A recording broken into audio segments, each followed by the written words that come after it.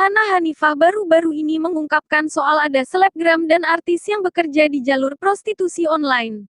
Artis FTV itu menyatakan hal tersebut di kanal YouTube Langit Entertainment, Selasa, tanggal 9 November tahun 2021, malam.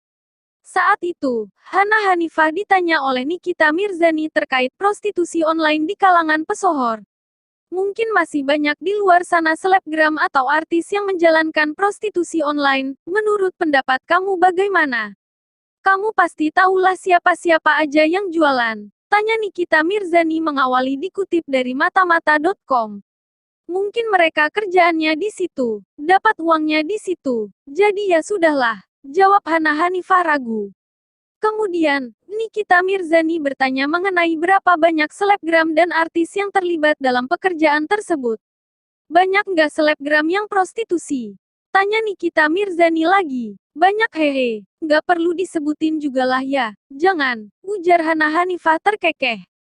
Kalau artis kamu tahu yang prostitusi juga? Timpal janda anak 3 tersebut. Ada, tahu, sahut Hana Hanifah. Mantan istri Dipolatif itu semakin penasaran dengan sosok artis yang bekerja sampingan sebagai PSK. Apalagi, sosok itu disebut Hana Hanifah merupakan artis terkenal. Skuter atau artis terkenal, kata Nikita Mirzani penasaran. Artis terkenal juga ada, kata Hana Hanifah terkekeh. Hana Hanifah ditangkap di sebuah hotel bersama seorang lelaki di Medan pada tanggal 12 Juli tahun 2020. Sempat jalani pemeriksaan, dia kemudian dilepas karena cuma berstatus saksi. Dalam klarifikasinya, Hana Hanifah menyebut kedatangannya ke Medan bukan untuk menjual diri. Dia memastikan ke sana terkait pemotretan.